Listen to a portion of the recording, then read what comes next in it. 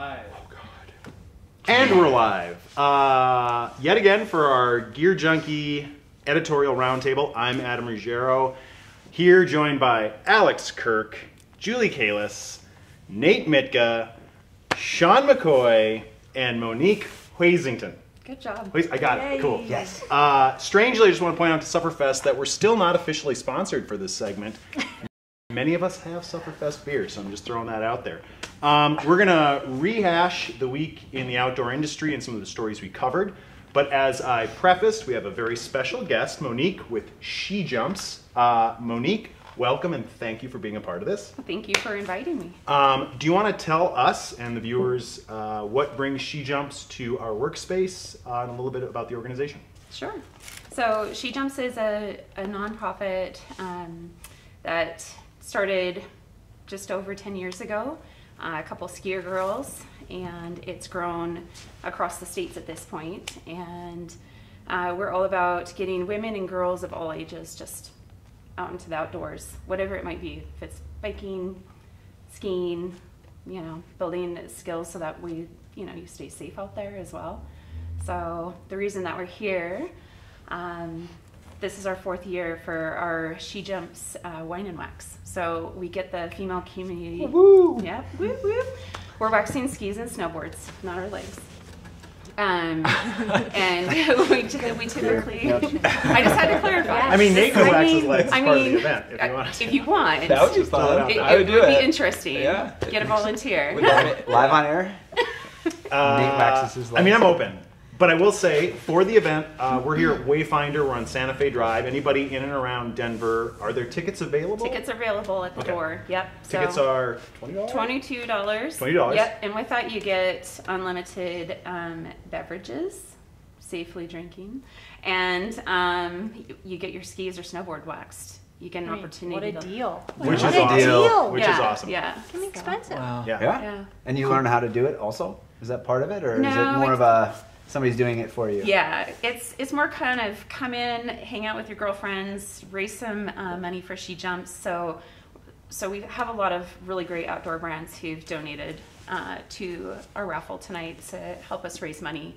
Oh, there's a raffle? Yeah.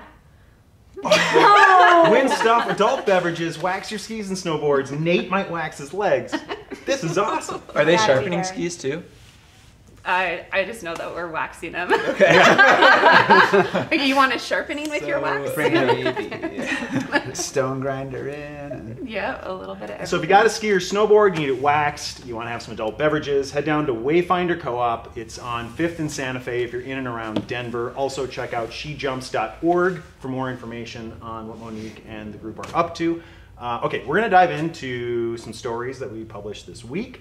I think it's fun to start with, we published version 2 of our outdoor brand Mispronunciation video, which for those who haven't seen it, check out our YouTube page, GearJunkie. It's great. Kirk did a great job on editing it. The outdoors is rife with brands that are odd and hard to pronounce. Oh, yeah. One of which was Arc'teryx. Yeah. And I'm wondering if any of y'all had any that stood out or that you still don't necessarily know how to produce. Kick it to the group. Somebody take it. Pick it up and run with it. Is it Teva or Teva? Yeah. ah, that one's I'm on there. glad you asked because version 1 of the video we realized it was Teva. Okay. As a matter I of fact. still But you're not don't alone. agree. Yeah. I disagree. That's how I feel about okay, but that's how I feel about Dynafit. Take note. That's how Yeah. it's clearly spelled Dynafit. So what is it? It's Dynafit. It's Okay. Dynafit. It's ridiculous. So I think Exactly. I think the requirement to be in a good outdoor brand is everybody has to mispronunciate it or have their own debate on how to say your name, right? It's like the Starbucks complex where they write it wrong so that you post pictures of it getting it wrong. Oh, there you go. Like, The Starbucks complex? yeah, this was a it's thing. just like that. Have you heard about that? No, it's No, not. they do this it is a on different purpose. conversation. Let's go back. I feel like I saw something on the internet that posited that Starbucks was misspelling people's names on purpose. You know how they write your name on the cup? And it's hilarious. Like, you might have Dave, but they'll write like Dill or something like that. So you take a picture of it, post it on Twitter, Instagram. Oh, garners attention. Yep. Naturally, Free advertising. there's I heard more that. Starbucks going on. I don't know if they're actually doing that for real, but Maybe things brilliant. like Arc'teryx and Salomon and I will say, Salomon. So it's Solomon. Right. so for I guarantee It's for an A. the first year I worked at GearJunkie, including going to outdoor retailer meeting with brands, I called them Hoka 11, and everybody calls them Hoka 11. Fight me. Tell me. They have to know. People look at it and see Hoka. People 11. call them Hokas though. They don't Yeah. even do the one. Sure. One. One. Hoka Yes, One, which One. is it's Hawaiian, I think. That's a fabulous question, Sean. I think we- Bring it right You back probably to. Google I that. think somebody Google it and tell us. I'm sure PR It is is- going to send messages yeah. to this right away. All I have to say is I think Arc'teryx, their name looks most like the brand, like their Oh, yeah. logo. You Yeah, know. definitely. I actually found this out after we talked. Arc'teryx isn't a word. It's and they Yes. have the apostrophe. You have the Tell me- expert tell me- on tell me- it. No, you're They have the totally apostrophe true. because it's short for Archaeopteryx. Lithographica. What? Yeah, it's Archaeopteryx lithographica. Oh, that. yeah, Okay. it's the Latin. name of the dinosaur. Yeah. Or reptile. But Or yeah. dinosaur. So, dinosaur. There you go. So that was fun. Check that out. It's on our website and on our YouTube channel. We've got a list of stories we could talk about. One that I wanted to touch on was that Volkswagen announced that as of 2026, Sean, you wrote this. Yes. They're going to do away with the combustion There will engine. be It's no all more. electric. And this is a big deal. We all know electric vehicles are becoming more prolific, but this is the first big brand to be like, hey, we're done with combustion as of this particular year. Yeah, and the announcement was a little bit of unofficial sounding. You know, it was somebody, a spokesperson, talking at an event, mentioning that they're going to do this. It was confirmed by a couple news sources, so it sounds that they are going to get rid of their internal combustion engines. Does that mean there will be no hybrids? Possibly. They might be going fully electric by 2026. It's a pretty interesting move by a big brand, at least in Europe and China. So the fact that they're a fairly small share in the United States makes me kind of wonder if they're really putting the U.S. market out of their mind, going after some of the cities, and they sort of put a nail in that coffin with the debacle around diesel. So given that they really ruined their reputation by cheating the emission standards with their diesel engines a few years ago, maybe they're just saying, you know what, Europe and China are going to go all in on electric. Let's go there and try to capitalize on it. Who thought there would be basically all electric cars by now? Because I did. When did you think that?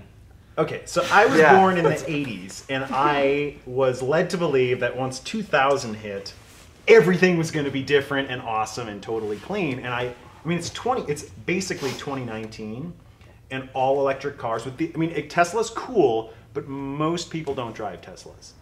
And this to me it seems like it's overdue, and I'm wondering if anybody else thought, like, 2026, geez, I figured all electric cars would have been way more mainstream by now. Isn't that kind of like the whole theory of like 1999? We all thought the world was going to end, right? Computers were gonna Y2K. just like Y2K, man. So it's interesting, like what your perception is. You know, thinking into the future, it's not necessarily the case. We tend to take a little bit longer and to even like adapt or you know change. So get somebody like my father, who's you know from Montana and just salt of the earth. Get him to convert to an electric car. He drives Chevys. Are there? Yeah.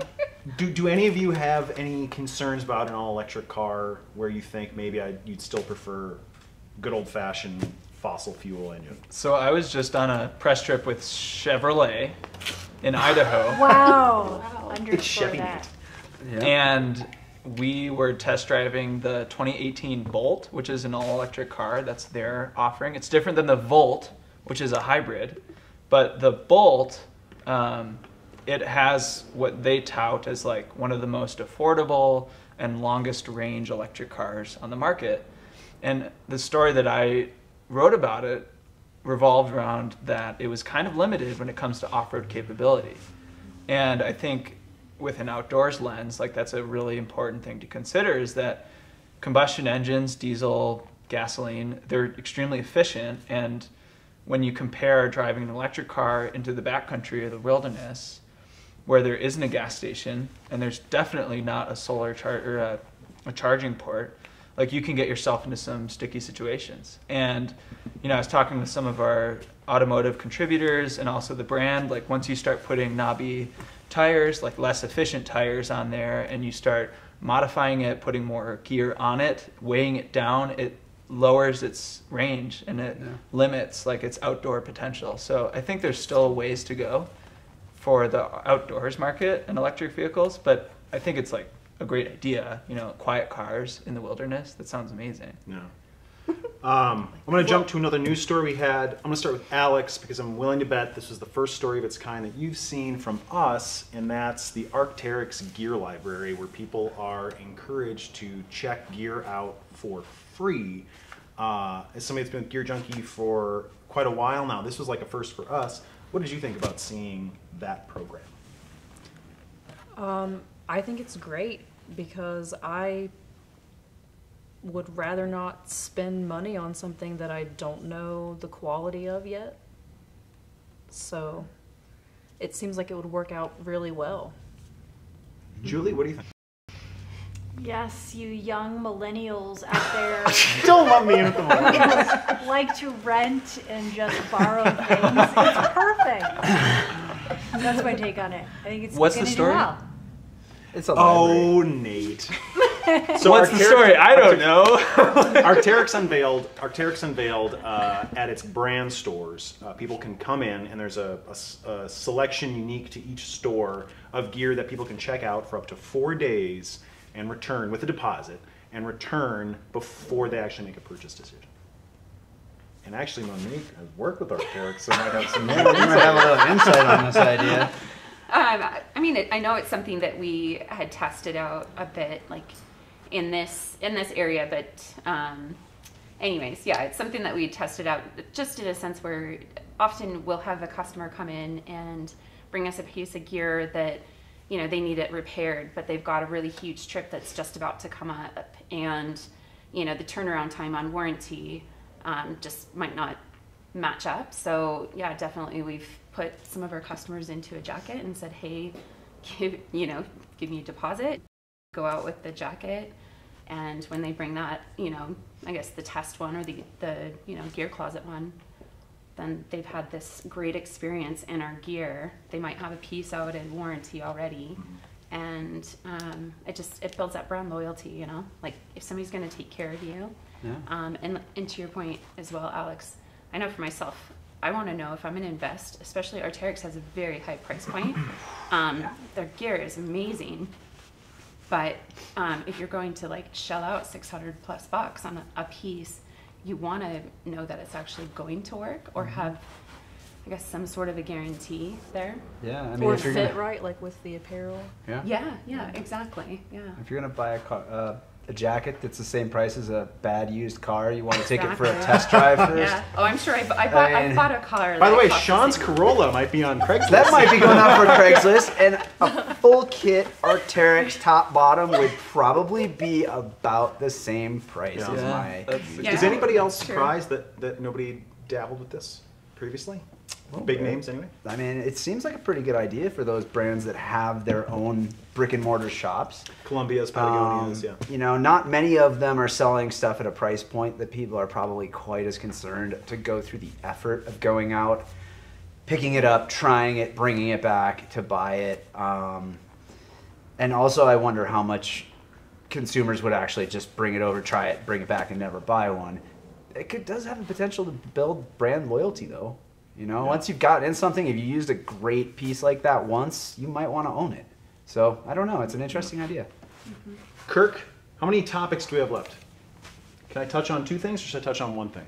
You're 15 minutes in. I would like to say something about Do it. electric cars. I'm from the South, and I just think it's a long way off because I don't see where they're going to get the funding for the infrastructure for it. You're talking about There recharge are no stations charging and- stations there. I've never seen one. I have never seen one anywhere. Oh, So that's a good point. I think that's actually part of the calculus too. Is I think the idea of an electric car sounds great, but the actual logistics of you know, I have to like make sure I'm paying attention to how many miles I am from home so I can like plug it back in when I watch Netflix. Well, it's fair though that a lot of the newer models are claiming recharge times of in the half-hour range. And now that is with a high-power charging station, which you're saying, and you haven't seen a lot of. They exist in places like Denver and Boulder. I don't know if smaller towns could be a lot slower to adapt. It's a really good point. I think it's something I always consider. I rode in a Bolt, the one that Nate had talked about last week. Just last week with a friend. Nice. That thing is fast. It's fun to drive. It is 0 to 60 in 3 seconds in a $20-some thousand car. That is screaming fast. And I think that's the sort of thing, like the other side of the South is there's a lot of people down there that like fast cars. You know, and wow, that is a general. there's a lot of people everywhere. Fast, loud, and some of them don't believe in climate change at all. So they don't see the reason to go electric. But 0 to 60 in 0 to 60 in 3 seconds is the reason. I mean, there's a lot of reasons for these. Cool. Yeah, and there's slow crawl ratios. There's all kinds of things that could be great with electric. Anyways, we could go down that. So I'm going to shoehorn another cool topic, something that Alex and I worked really, really hard on to get published today. Rumpel released and subsequently sold out of a Chilmono. You can read about it on GearJunkie. The story itself is not what I want to talk about. It's an outdoor robe, but it was the latest in like outdoor luxury gear. Yeah, so it's an outdoor robe. Did you say robe? An outdoor robe. How fast did that sell out? I gave him the look. It launched. I could feel it. It launched on Cyber Monday, and now it's sold out. So basically 2 weeks or less, it's sold out. But how many did they sell? The outdoor, I don't know. It was a limited. It's like Read the story it's on like on GearJunkie. Kickstarter when they say funded in 24 hours. Rumpel's made an like established $500. brand, right. They acknowledged it was a limited release, but it wasn't like a dozen. It was several, like many, a warehouse full. 8 or 9 My Rumpels. point is, read about it on GearJunkie. My point is that it's the latest in sort of these outdoor luxury items, and I'm thinking of, I talked to Sean about this, like outdoor slippers, Columbia, Teva, and I'm blanking, Columbia, Teva, and the North Face. The North Face. Very warm camp slippers. There's a host of items that people don't necessarily need to rough it outdoors, but that really make that camp experience more comfortable. And I'm kind of wondering what yours are. Oh, that's a good question. Thank you. Oh, that is a great So I'm going to question. start to give you all time to think quick. You always start. Mine is Columbia Molokai slippers. They are ridiculously comfortable. They might not be everybody's cup of tea when it comes to like aesthetics, but you're not trying to impress people when you're camping. Oh, I got it. It's about being comfortable, and they're like standing on whipped cream. It's amazing. If you've stood on whipped cream, This is what now it would be you like. know exactly what they So feel I like. spend my Saturday nights Standing on whipped cream. standing on whipped cream. So I have the whipped cream of sleeping pads in my car camping kit. It's not like whipped cream at all. But a couple years ago, I reviewed a memory foam car camping. It's super luxe, like mattress pad. It's not inflatable. It's memory foam. It's probably 4 inches thick, 3 inches thick, and that thing is like, it's so good. I want my friends to sleep on it so that they can understand like what I'm Here, going come in through. my van. Sleep on my memory foam. You need to not take a creepy nap. at all. Come into the back of my van. And it's like this big. It's gigantic. It's like $300. It's so excessive, but it just changes like how you view sleep in the outdoors. It's so nice. Julie, I'm looking at you because you did a rocking chair roundup. Oh, that's luxe. That's luxury. Yeah, it's luxe. Yeah, well, that rocker one, the Eno, that's great. I put that out on my deck. But one just came to mind that I just dug out of my husband's closet. My kids, like when we go up to ski, they wear their tennis shoes, and then we go to change into our ski boots or snowboard boots in like a foot of powder, and their socks are like totally wet.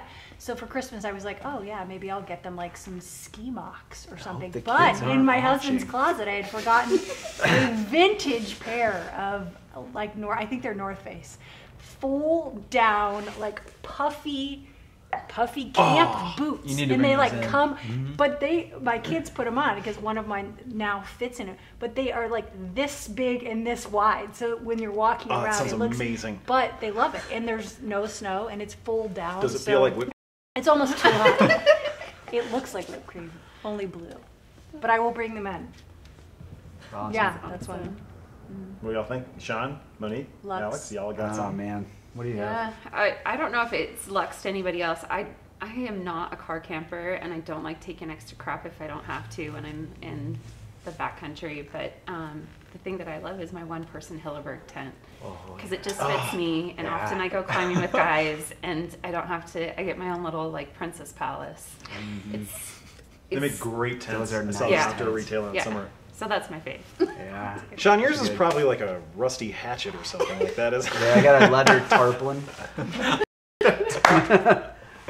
I don't know. No, I got some of those puffy boots. Those things are awesome. Some Yeah. Montbells. You can pack them down small. You go to a cabin and you walk around on splintery, wet floors and don't get your feet wet or splintered. Pretty great. Alex, you reviewed like I would say luxury cooler that rolls. Like I feel like Oh, yeah. That's gonna be. I got the production model in today because the pre-production model had a couple kinks to it. But I got that in today, and I'm going to be reviewing it. The review will be out really soon, and the brand is Rover, Yeah. ROVR. And the cooler I have, I think, is 64 liters or quarts or something. Or no, it's 45. It's 45. Cool. And it has inflatable tires that basically look like mini car tires that travel like really well over gravel and dirt. Where are you going to take And- your Rover? Oh, I want to know. That's a creepy question. That's none of your business. Or I take my Rover. Inflatable tires. I pulled it as fast as I could over some gravel, and it wasn't bouncing around. I just That's thought it was awesome. cool. like So off-road. tires on coolers. I know. Like, Who would who would have love thought? Outdoor road. It's so You need it to be simple, rugged. but You can get a little metal arm to attach it to your bike so you can pull it behind your That's bike. pretty luxe. I'm here for that. Okay, we have to wrap up. I'm going to do one more thing. Sean, and this is cool Oh, because this yeah. has a visual aid. Yeah. Like, can I help you with that? Please do. I'm not that strong. This is very cool. Uh, This is very cool. Sean, talk about this. All right, Star Wars. So this is a jacket worn by the crew of The Empire Strikes Back when they were on the planet Hoth, which was filmed in Norway, and it was actually really cold Filmed in there. Hoth. Filmed in Hoth, Minnesota, aka Norway. Is there a story where people can read about this? On GearJunkie.com. Yeah. Also, we have a video coming out about this jacket next week, so we will open the box at that time. Oh, he's teasing it. He's teasing it. So, and we're giving this away. So keep your eyes out on YouTube, and I think that's coming out when Kirk? Friday. Friday. Cool. Friday. That's youtube.com. YouTube.com / some stuff. And we're going to give this away. We're going to give this away next week. Next Friday, not this Friday. Yes. Not Next tomorrow. Friday. Not tomorrow. Stay tuned. Next Friday. All right, so keep your eyes open. We're going to give away this awesome Star Wars jacket. What are we giving away tomorrow? Does anybody remember? No. No. That's a good I can question. look at it right now Oh, if you we'll want. check. All right. And We're giving I away. will kill time. I feel like whoever Like watched the pouring more whole beer. stream should like get first dibs. Yeah. He stayed with the whole. Yes, comment about your favorite part of the stream from the last 10 minutes, and you may be I haven't eligible to started win the this Star draft Wars. We don't know. All We're right. giving away something will be tomorrow free tomorrow. on Stay GearJunkie.com. tuned. Okay, so we're going to wrap it up. Look for us next week on Thursday for another roundtable. In the meantime, pay attention to GearJunkie.com and our YouTube page because Kirk is doing amazing stuff, and we'll have more topics come Thursday. Thank you to Monique.